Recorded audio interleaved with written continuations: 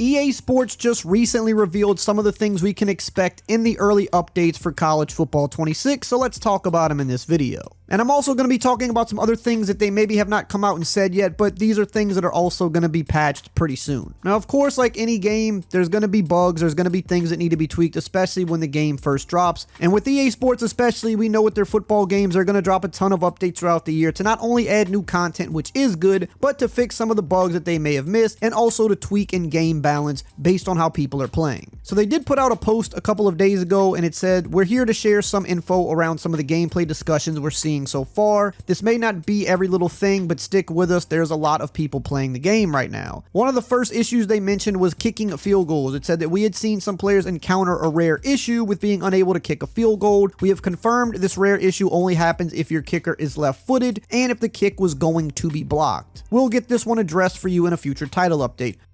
So basically, if you've played any EA football game for a while, you know that when the defensive side of the special teams is timing it right and they're going to get the blocked kick animation, it kind of slows your kicker down, which it looks bad. I kind of wish they would find a better way to do this, but essentially, if you do time the block right on the other side of the ball, it slows your kicker down, and that's how a block happens. So basically, when you're seeing your kicker not be able to kick, it means the kick was going to be blocked anyway, which again, I kind of wish they would come up with a better system for this overall, but that's kind of the issue that they're having right now, but that should be patched soon. The next one they talk about is definitely a big one that I've been seeing a lot of, and it said that we're seeing conversations around two specific gameplay tactics: stiff arms being overly effective and pass protection. And when it comes to the stiff arm, it is definitely by far the best ball carrier move right now in College Football 26. Last year, the jukes and spins were crazy. They're not as effective as they were last year, but this year we have the stiff arm. If you spam the stiff arm button, you're going to have a successful stiff arm, I would say, at least 60 to 70% of the time, which is a pretty high clip. And of course, they want the ball carrier moves to work. I don't have a huge problem with this. I do think they'll probably balance it at some point in an update, but what they said was you can always flick the right stick down to counter this with a cut stick, which takes out the ball carrier's legs. And it says, while we see the sweet highlights in the conversation,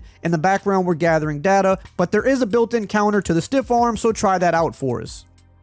And that's why I don't have a massive problem with it, because yes, if you do cut stick, that completely counters the stiff arm. Yes, I do also think the stiff arm is a little too successful right now, and it's really not that it's successful in general, it's more so that you can just spam the button. I think with everything, timing should matter. If you time a juke right, you should fake somebody out. If you time a spin right, you should fake somebody out. If you time the stiff arm at the right angle, you should be successful. But the problem is people are just getting anywhere near a defender and they're just spamming the stiff arm button over and over and over, which takes timing out of it. So I do think they're going to have some balance there. But yes, if you cut stick, that will help alleviate the broken stiff arm tackles. And the other one is pass protection. It says here that pass protection received a major overhaul in College Football 26, and they wanted to focus on a few key reminders about how pass protection now works. It says authenticity: all pass plays now come set with unique pass protections on a per play basis. If you're calling plays and feeling like your line is sliding to a side without you doing any inputs, that's intended. That is how pass protection would be set by default for that specific play call. So for example, under center is set to base protection by default. And then for shotgun, it says that you'll have an empty protection if all eligible pass targets are out on a route. If the halfback is on a check and release, then the default pass protection is set to half slide away from the halfback, because in real life, the halfback is responsible for that backside. On PA plays, half slides away from the play fake are by default. So really, I would suggest get in practice mode with whatever playbook you use and just kind of look at the pass protections for the play. You can obviously reset pass protection on any play by hitting LB or L1, flick down on the left stick. That will set it to just a regular base protection, which you're used to having in all of the previous college and Madden games. But it's good to kind of know this, because it can throw you off if you're not understanding why a line is sliding a certain way. It's because they have built-in protections that are realistic for that play call now. Now we're going to continue on with some more updates, but really quickly I want to shout out today's video sponsor, Underdog. If you like sports and you like winning money, then you've got to be on Underdog playing their pick'em game. Basically, all you do is pick higher or lower on player stats, and if they hit, you can win some big money. And with the NFL season rapidly approaching, Underdog now has season-long player projections that you can pick higher or lower on right now, and they also have week 1 projections up as well. And if you use my code RAY, R-A-Y, at sign up, you get a free play and up to $1,000 in bonus credit, and you just can't beat that. Now, continuing on in this post from EA, it said, one last thing, since we mentioned snapping the ball, we're seeing some players encounter a rare issue where they are unable to snap the ball occasionally. And I have seen a number of people talk about this. Yeah, thankfully, I have not run into this yet. It does seem to be a pretty rare thing, but I've seen a few people mention this issue. It says here that they've investigated the issue and are working to address it as soon as possible. And it says here, in our investigation, you can hit this rare issue when you're at the line of scrimmage and you hit the right trigger or R2 plus up on the right stick and then release them both simultaneously, which a lot of people do because you're pulling up your coach cam to look at the play, and if you're releasing both buttons simultaneously, while rare, this will have that bug happening to you because you're doing this most people on every play. They're always checking their coach cam. I mean, I do that as well. But it does say here that if you happen to hit this, we are seeing a successful workaround with repeatedly pressing the B or circle button several times or attempting another pass protection adjustment with the LB or L1 button. This one is for sure on our radar and it is a top priority to address. So yes, I have heard specifically if you pull up pass protection, if you're in this thing where you can't snap the ball for whatever reason, if you pull up your pass protection with LB or L1 and then like cancel out of that, usually that does fix the issue. But I mean, this is one of the, craziest issues you could have in a game, rare or not. I mean, not being able to snap the ball is a crazy thing in a football game. So, I mean, they're going to have it fixed quickly. I don't think most people are experiencing this, which is good. But if you are somebody that has experienced it and you don't know how to get around it, I mean, that literally ruins the game for you. So they need to get that one fixed quickly. Now, obviously, they didn't mention every single thing here. This was mostly gameplay related stuff, but we do know that they're going to be addressing some stuff with Dynasty pretty quickly. Like, for one, we know that there's way too many weather games for some reason right now. A lot of rain games in Dynasty. Not the biggest game breaking thing in the world, but just kind of annoying. It just kind of takes you out of it because you're not going to be playing in that many rain games. That's going to be fixed very soon, I would think, in the first update.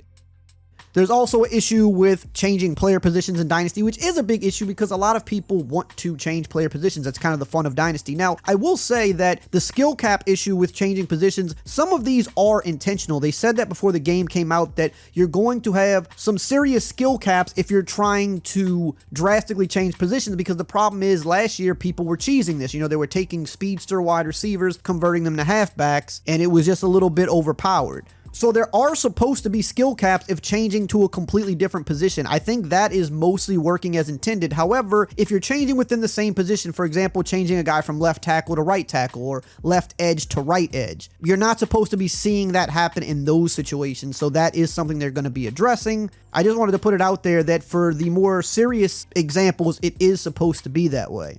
And I do think they're going to be tweaking some stuff with the deal breakers, because while the deal breakers are supposed to be dynamic and drastic and way more people are supposed to enter the transfer portal, I do think there are situations where, people are transferring when it doesn't make sense. Playing time is definitely one that, people have said seems to be quite broken, because a guy could be playing every game, have good stats, and then transfer because of playing time. It does seem like this happens when they're at smaller schools, so maybe the game is kind of confusing this and the player is transferring more so because he wants to play for a better school now. But if it's saying it's playing time and the guy has a bunch of playing time, doesn't make sense. It would make more sense if his deal breaker maybe changed to wanting pro potential or wanting a better school or championship contention or something like that. But also, there are some people that are disappearing once they hit the transfer portal because the deal breakers are making it to where it's hard for them to be signed by teams. So obviously, that stuff is going to be addressed and tweaked, but they just have not put out a full post on that yet. So I wanted to make sure to mention that here.